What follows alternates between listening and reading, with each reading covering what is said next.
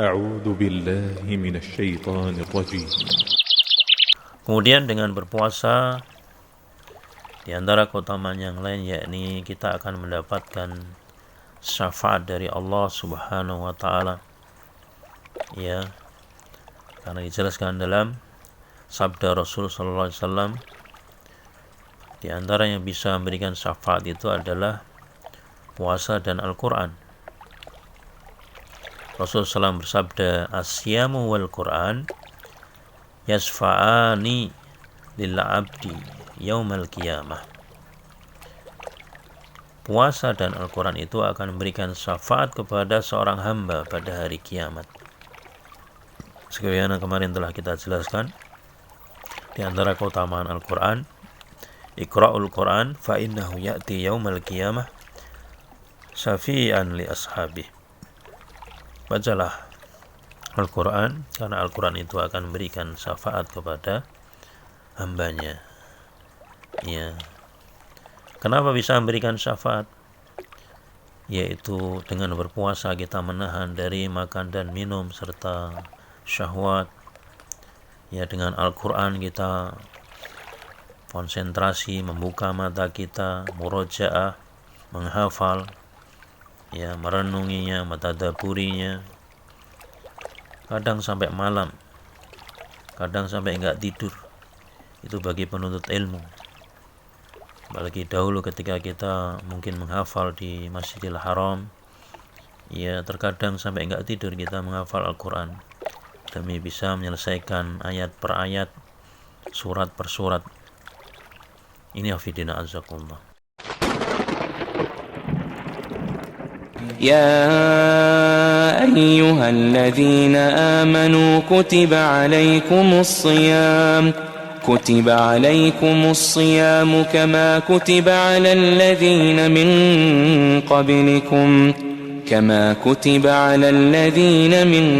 قبلكم لعلكم تتقون يا أيها الذين آمنوا كتب عليكم الصيام كما كتب على الذين من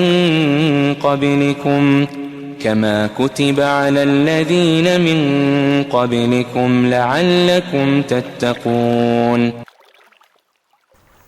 Bismillah, alhamdulillah, wassalatu wassalamu ala rasulillah wa ala alihi wa sahbihi wa man wala wa ba'd. Yang pertama, fadluhu, keutamaannya, yakni dari sahabat Abu Hurairah radhiyallahu anhu. An Abi Hurairah radhiyallahu anhu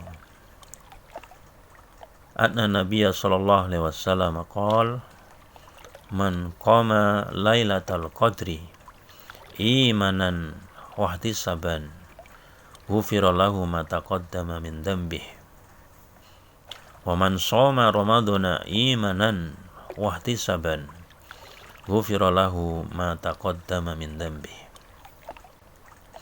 Barang siapa yang sholat pada malam Lailatul Qadar, yakni sholat Qiyamul Lail pada malam diturunkannya Al-Quran, yaitu di bulan Ramadan, karena kita telah fahami keyakinan Ahlus Sunnah bahwasanya malam Lailatul Qadar itu adalah malam di 10 akhir dari bulan Ramadan. Ini yang kemungkinan besarnya di sana akan turun malam Lailatul Qadar. Maka barang siapa yang sholat di sana pada malam Lailatul Qadar karena iman dan karena mengharapkan pahala di sisi Allah Subhanahu wa taala, maka Allah akan mengampuni dosa-dosanya yang lalu. Dosa-dosanya yang lalu. Dahulu telah kita jelaskan dosa yang dimaksud di sini adalah dosa-dosa kecil. Adapun dosa besar maka dia harus bertaubat dengan taubatan nasuha, yakni berhenti, menyesal, tidak mengulanginya. Sebagaimana firman Allah Subhanahu wa taala, ya ayyuhalladzina amanu tubu ilallahi taubatan nasuha asa rabbukum ayyukafira ankum sayyiatikum wa yudkhilakum jannah tajri min tahtihal anhar ila akhir ayat. Iya. Maka ketika seseorang mengerjakan puasa, kemudian dia sholat di malam dari bulan Ramadan pada malam Lailatul Qadar, dia akan diampuni dosa-dosanya semuanya kalau disertai dengan taubatan nasuha. Nah, dan lanjutan hadis adalah man shoma ramadhana imanan wa ihtisaban ghufira lahu ma taqaddama min dhanbihi. Maka barang siapa yang berpuasa di bulan Ramadan karena iman dan mengharapkan pahala di sisi Allah Subhanahu wa taala, maka akan diampuni dosa-dosanya yang telah lalu. Artinya berarti di sini keutamaan yang besar pada qiyamul lail, salat tarawih, dan juga pada puasa di bulan Ramadan. Ya, dua-duanya mengeluarkan dosa-dosa kita. Dan jika disertai dengan taubatan nasuha, maka dosa kita semuanya akan diampuni oleh Allah Subhanahu wa taala. Kemudian dari beliau juga, dari sahabat Abu Hurairah radhiyallahu anhu, anna Nabiya sallallahu alaihi wasallam qala as-salawat al-khams, salat yang 5 waktu,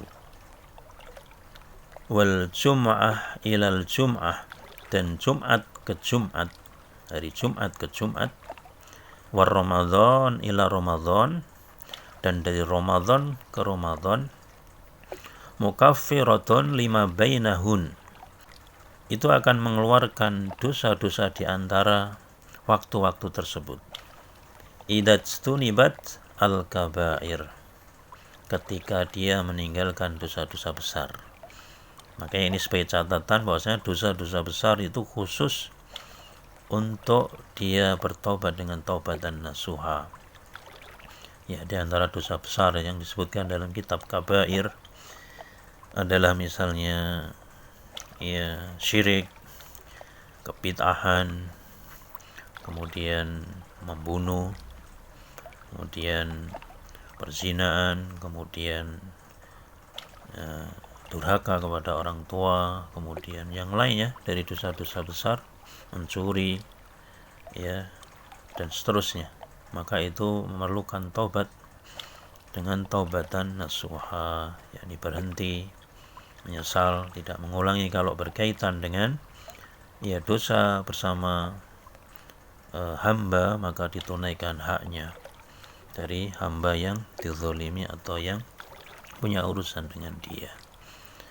Nah, ini adalah sebagian dari apa yang disebutkan, yang dikutipkan menjelaskan keutamaan di bulan puasa Ramadan.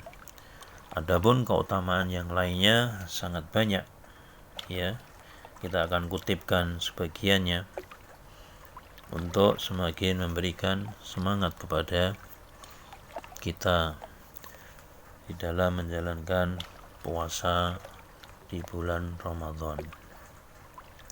Di antara keutamaan yang lain ketika seseorang berpuasa, dan ini sifatnya umum, yaitu puasa Ramadan maupun puasa-puasa sunnah, yaitu doanya akan dikabulkan oleh Allah Subhanahu wa ta'ala.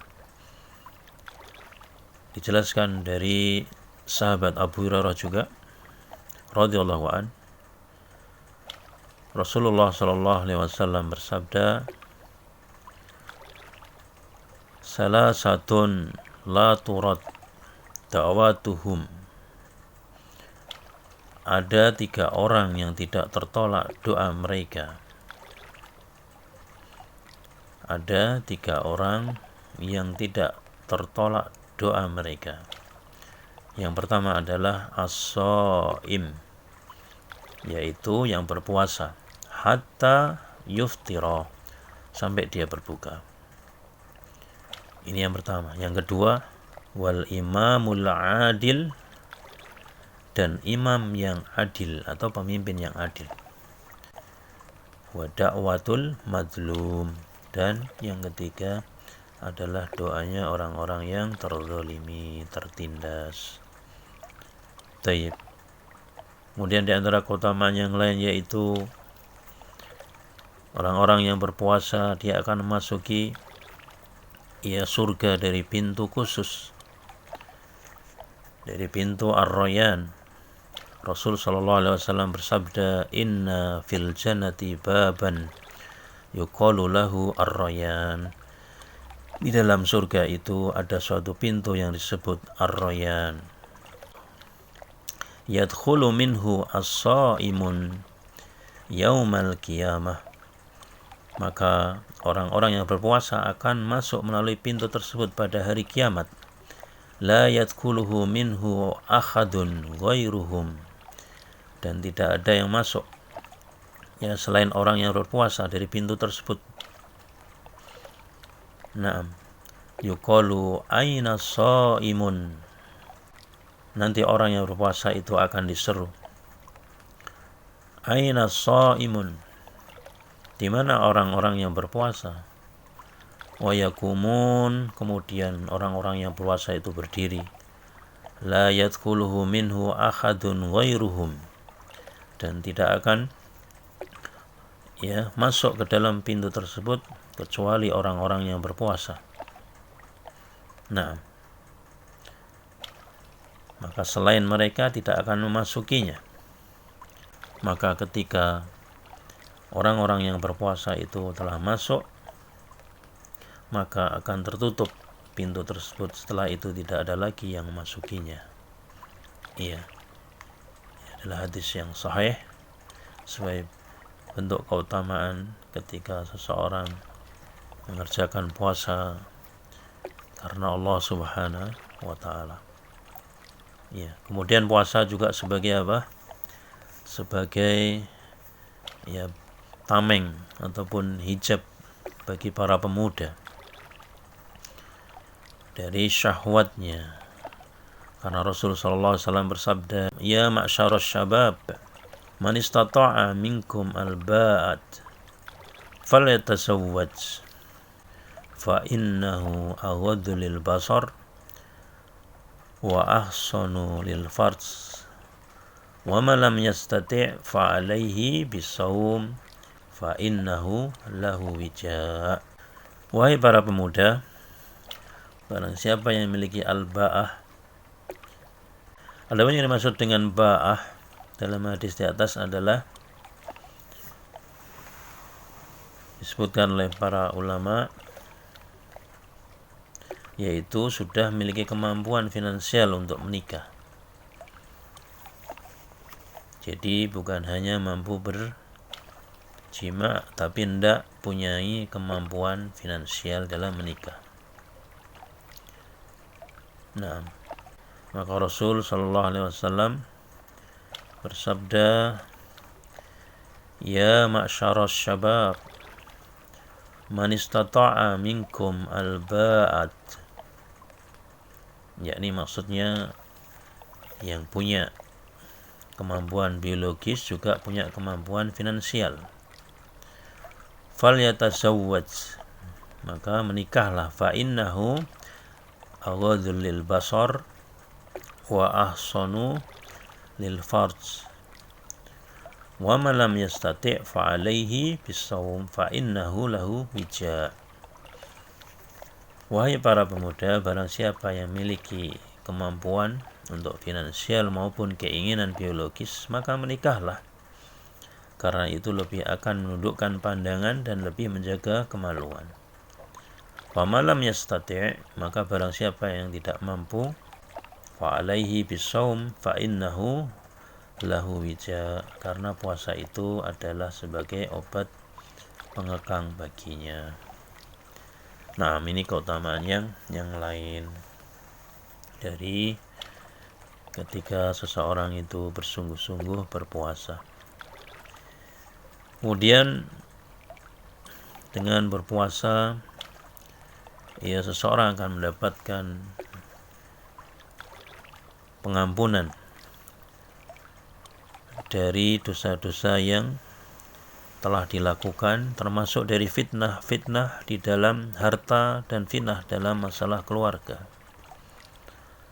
Dijelaskan dari sahabat Hudzaifah radhiyallahu an, Rasulullah SAW bersabda, fitnatur rajul fi ahlihi wa malihi wa waladihi tukaffiruha as-salatu was-siyamu was-sadaqatu wal amru bil ma'ruf wan nahyu 'anil munkar.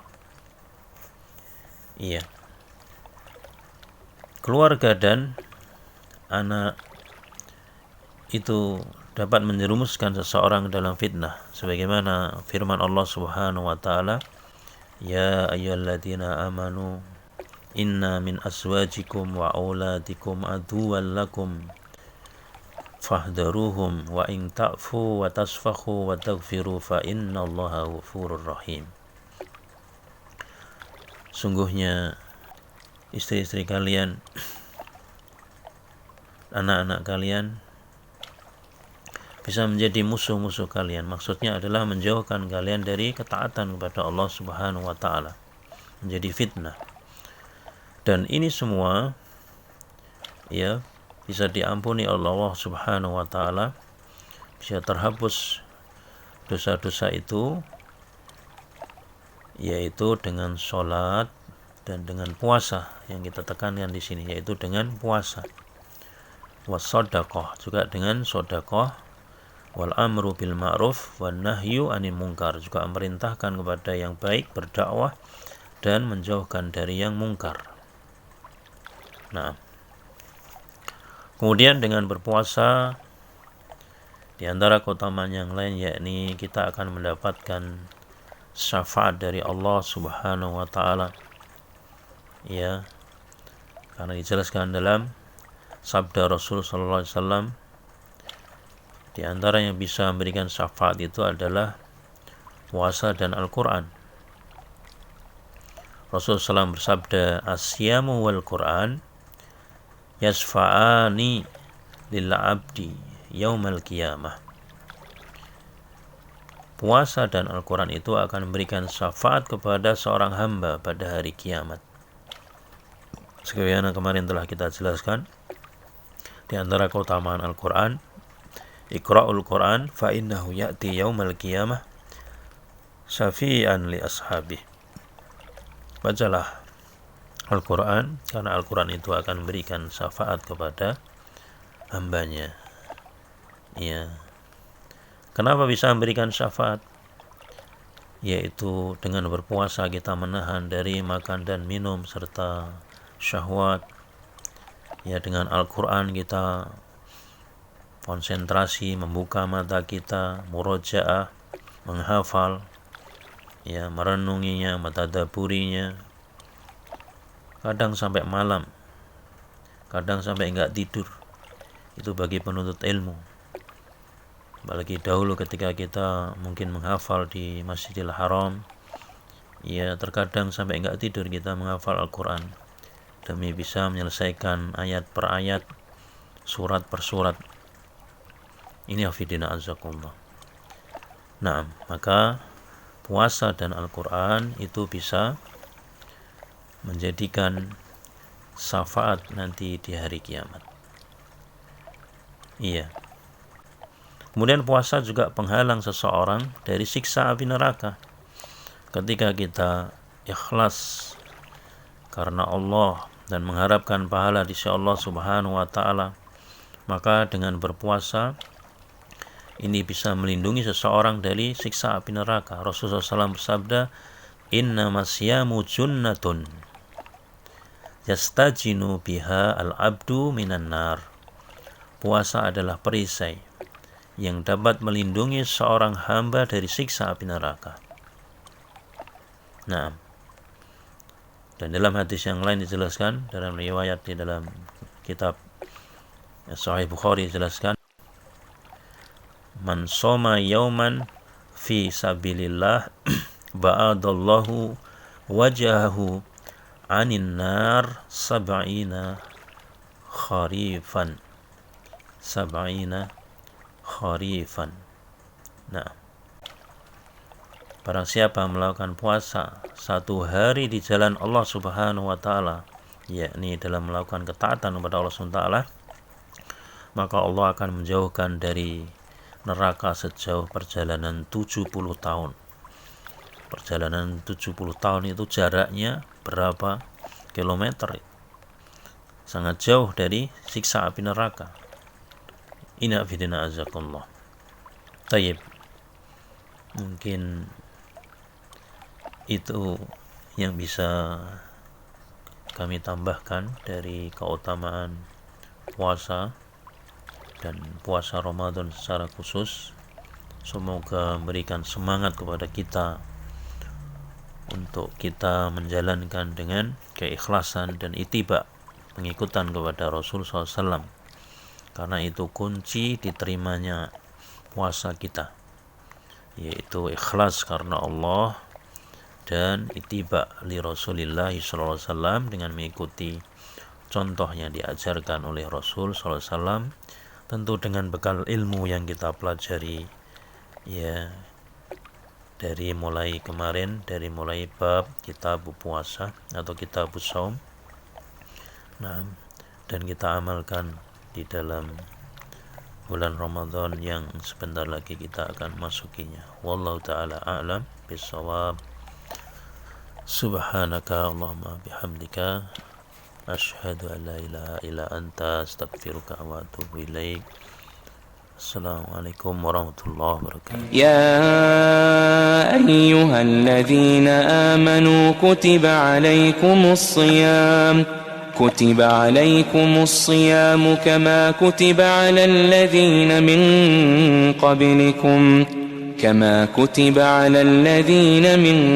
قبلكم لعلكم تتقون.